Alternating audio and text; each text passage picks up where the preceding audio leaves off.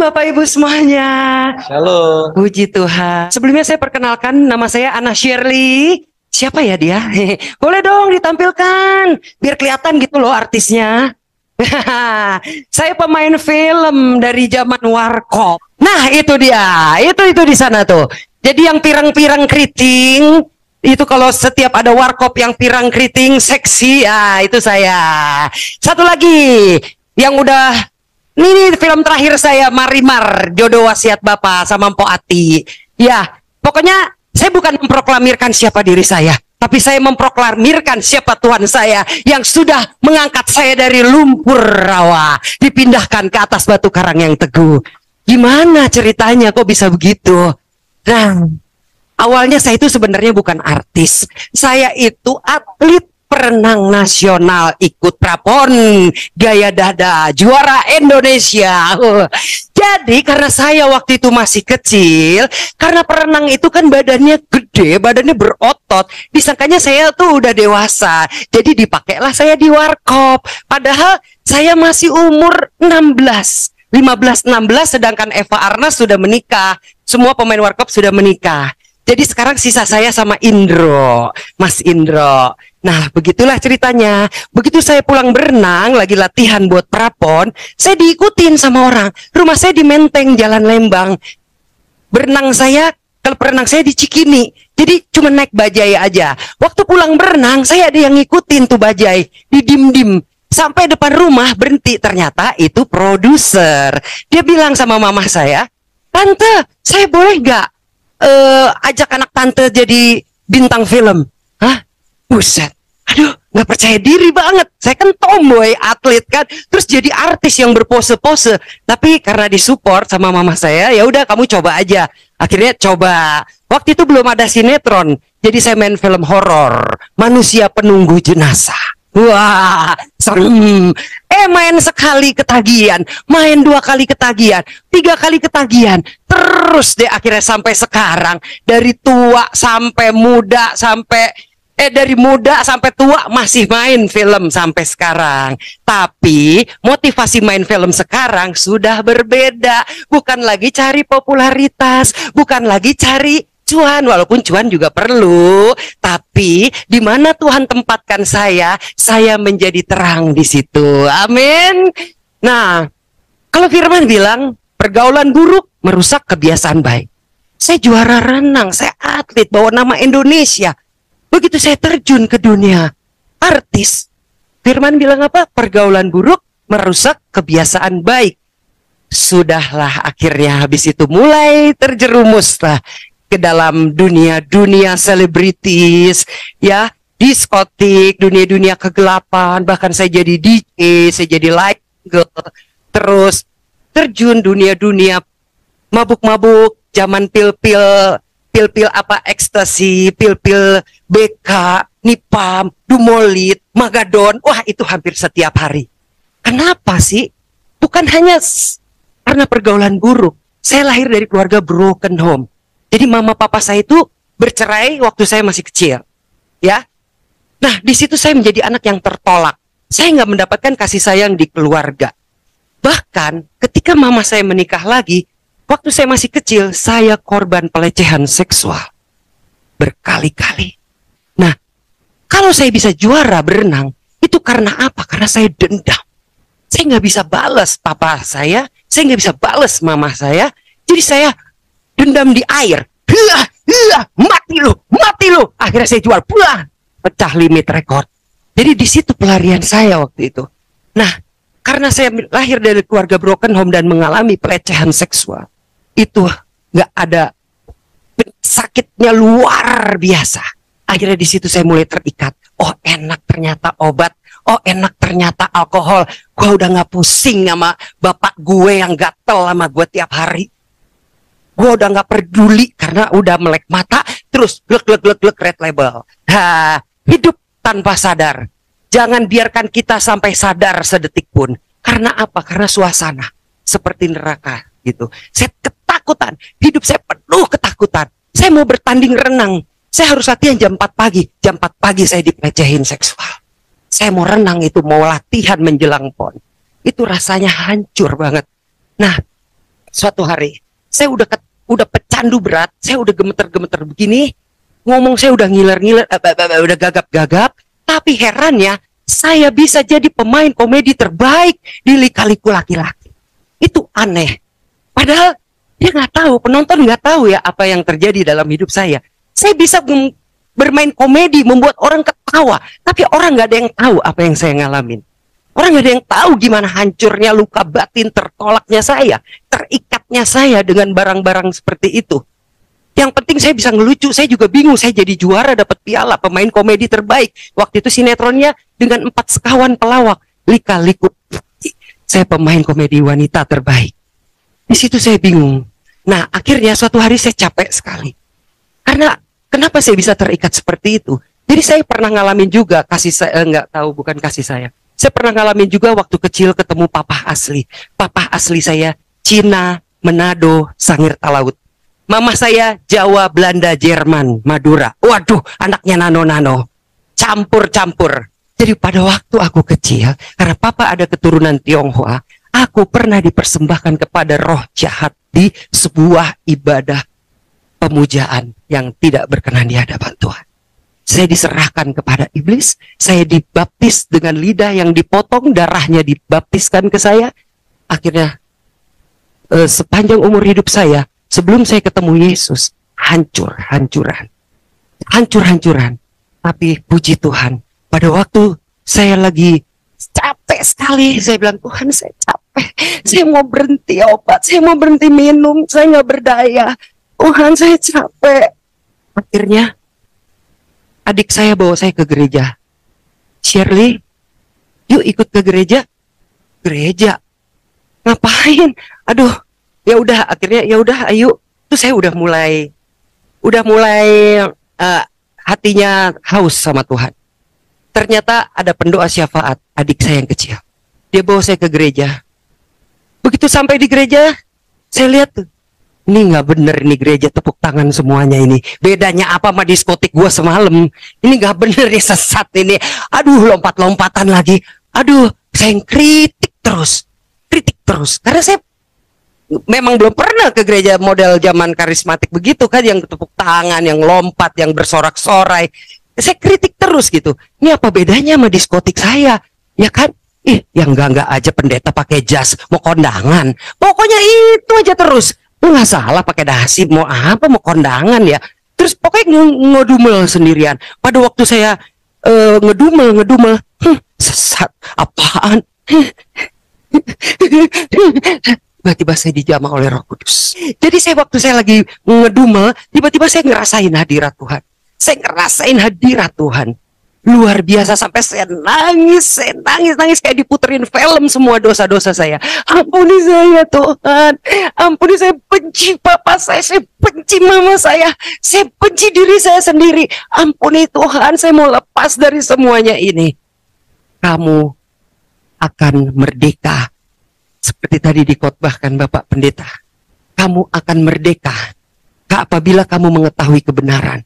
Kebenaran itu akan memerdekakan kamu. Kamu akan terima kuasa kalau Roh Kudus menjamah hidupmu, turun atas hidupmu. Benar-benar pada saat itu saya dilawat Roh Kudus. Sampai saya nangis. Begitu saya pulang ke rumah, saya jadi orang yang haus lapar akan firman Tuhan. Saya maunya baca Alkitab terus.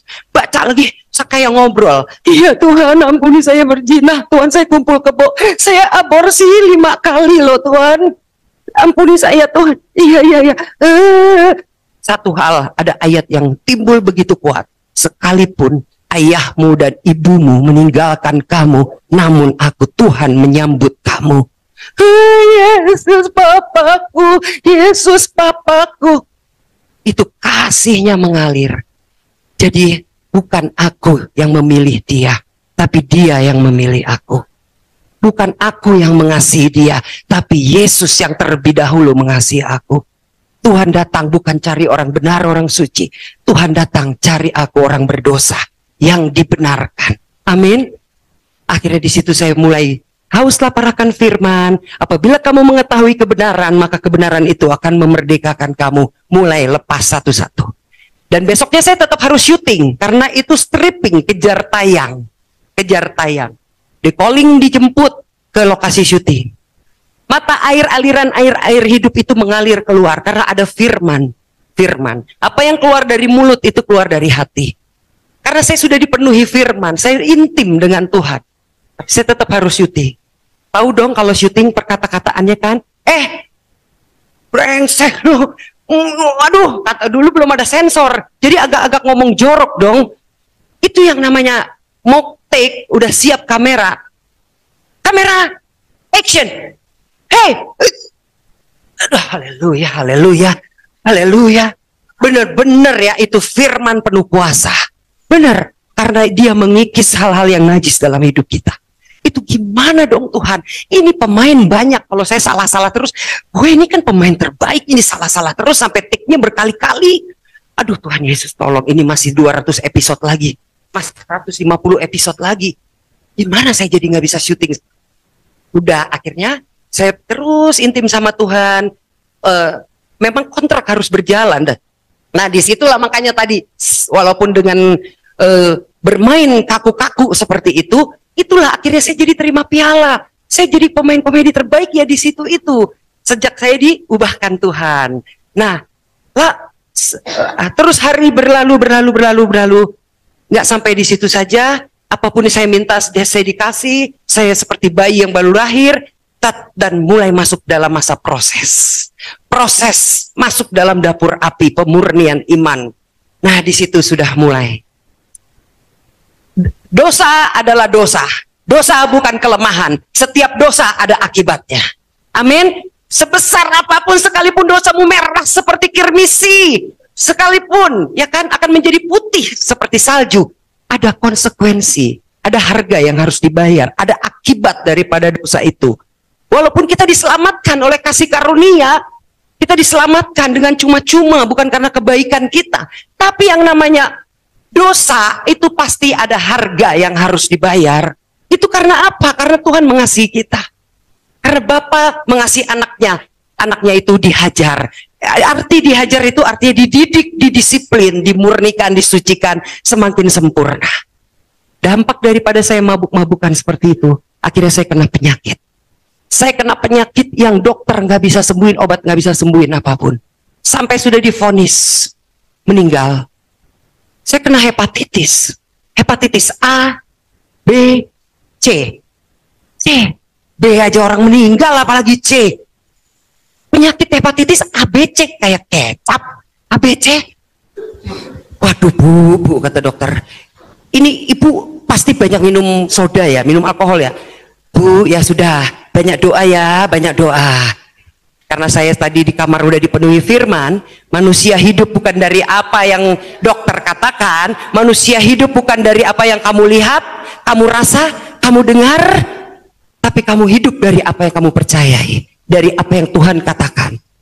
Waktu dibilang saya divonis penyakit yang tidak bisa sembuh, sampai keluarga saya sudah dikumpulin nama dokter, sekalipun hatiku dan dagingku habis lenyap, gunung batuku kekal Allah selama-lamanya. Janjinya ya dan amin. Tidak ada mujizat kalau tidak ada sakit penyakit. Amin. Ini saatnya saya ngalamin mujizat. Setiap hari saya masih bayi rohani. Saya belum ngerti tuh yang namanya peperangan rohani, tengkang-tengking, nggak ngerti. Pokoknya saya pegang janji Tuhan.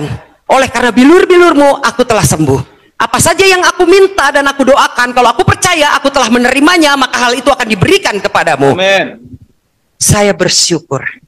Bersyukur, terima kasih Tuhan, sambil nyanyi di tempat tidur rumah sakit. Aku bersyukur kau sungguh baik, terima kasih, sambil tumpangin tangan.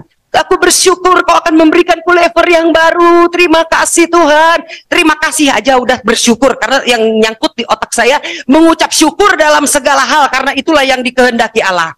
Saya mengucap syukur. Darah diambil lagi. Bu, puji Tuhan Bu, A udah hilang Bu, tinggal B sama C. Tolak dalam nama Tuhan Yesus. Aku hidup bukan dari apa yang laboratorium katakan. Aku hidup bukan daripada dokter katakan, tapi apa yang aku imani. Aku nyanyi lagi terus ngucap syukur, nyanyi ngucap syukur. Besok berapa minggu kemudian ambil darah lagi. Bu, B udah nggak ada, tinggal C. Dalam nama Tuhan Yesus, Tuhan Yesus menyembuhkan nggak setengah-setengah. Tuhan Yesus mencelikan mata orang buta, nggak satu melek satu merem, dua-duanya celik. Kalau A, B hilang, C juga hilang.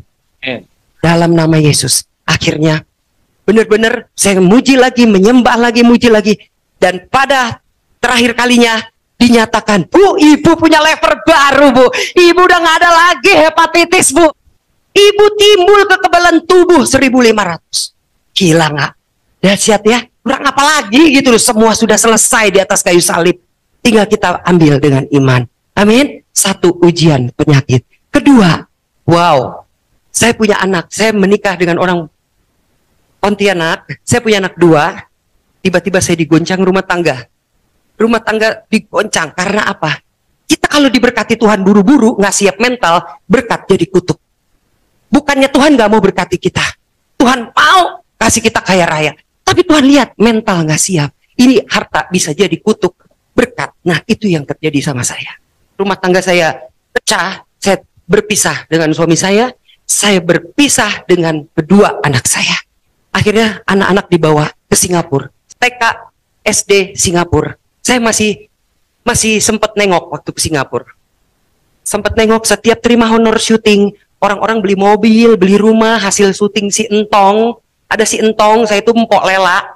Yang suka nyumpain orang ke sambar petir. Akhirnya ketulak ke saya sendiri. Nah, orang-orang beli mobil, saya ke Singapura nengok anak. Nah, begitu anak udah masuk SMA, SMP, itu dibawa ke Australia. Loh, kok nomornya nggak ada? Kok udah nggak ada di Singapura? Kemana? Wah, mulai stres. Saya kangen banget, Bu. Pak, nggak ketemu anak 2-3 hari sedih ya. Ya, saya berdoa 1 tahun, saya belum ketemu. 2 tahun, nggak ketemu. 3, 4, 5. Tuhan, saya kangen sama anak saya. Saya kangen dia kayak apa mukanya sekarang. Tahun ke-8, tahun ke-10. Nggak ada Tuhan-Tuhanan. Kau tuh ada nggak sih sebenarnya? Ada nggak sih? Tapi pengen kepahitan nama Tuhan, tapi takut. Ya nggak? Itu iblis. Iblis serang. Mana tuh Tuhanmu yang kamu sembah? Mana buktinya udah 10 tahun loh. Kamu nggak ketemu anak. Dia mau saya ngutukin Tuhan. Langsung saya, nah di sini saya belajar. Pertobatan itu bukan dari jahat ke baik. Kalau dari jahat ke baik, agama lain pun melakukan hal itu. Pertobatan adalah pembaharuan pikiran. Metanoia. Pikiran yang diperbaharui. Terus saya tahu ada suara seperti itu. Pertobatan adalah ubahlah pembaharuan budimu. Ubahlah pembaharuan budimu. Nah itu kan ada di firman. Jadi kita jangan salah sangka sama Tuhan. Kita jangan salah paham sama Tuhan. Kita jangan negative thinking sama Tuhan. Ini mindset harus berubah. Mindset kita harus berubah. Bahwa segala sesuatu yang diizinkan Tuhan itu untuk melembutkan hati kita. Habis rontok, keartisan rontok. Habis, sampai saya lupa, saya artis lupa.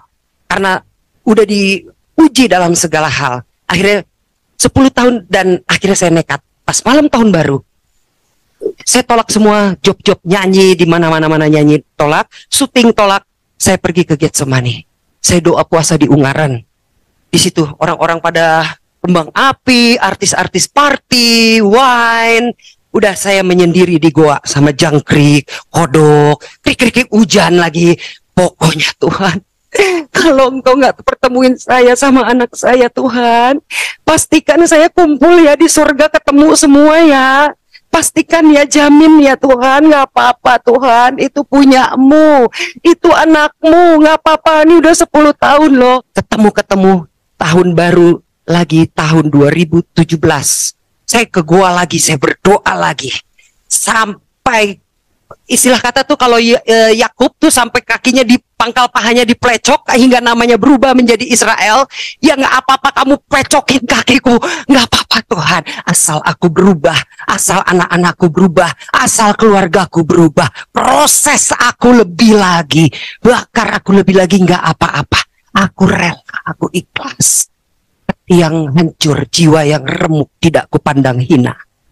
Di tahun ke-14, 14 tahun Tuhan, aku belum ketemu anakku, dia kayak apa Tuhan. Aku kangen banget Tuhan ya, pokoknya jamin ya di surga ketemu ya, aku kangen banget.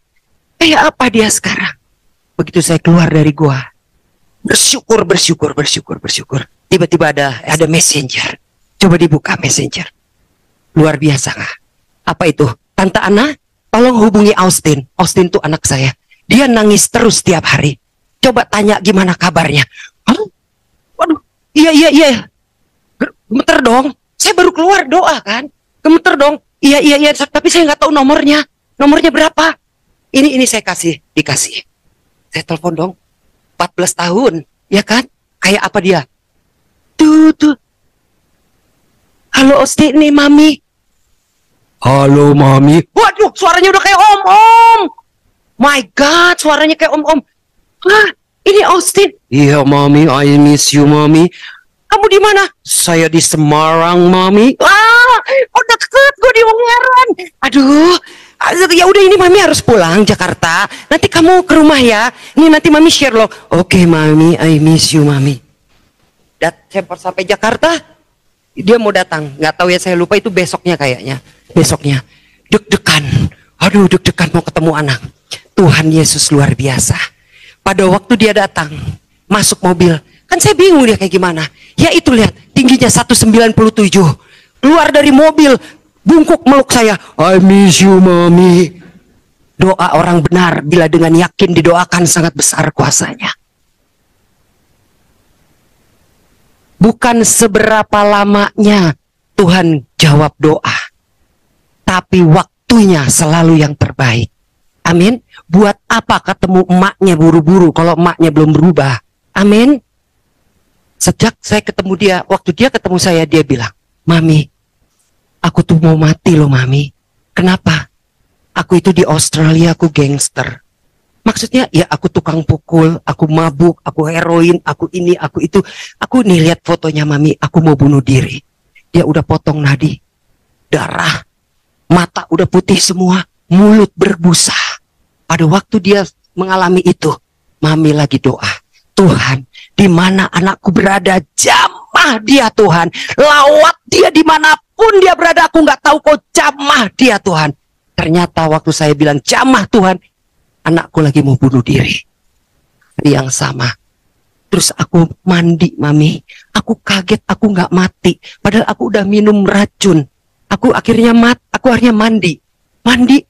Setelah aku habis mandi, aku dengar suara. Austin, seberapapun besar dosamu, aku sudah membayarnya di atas kayu salib. Anakku dilawat Tuhan.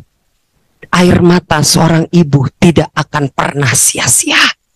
Jangan satu mata air keluar dua jenis air. Air kotor dan air bersih. Karena kita berdoa buat anak, tapi di dalam mulut kadang kita mengutuki. Dasar anak brengsek, anak bandel, lu gak nurut lu.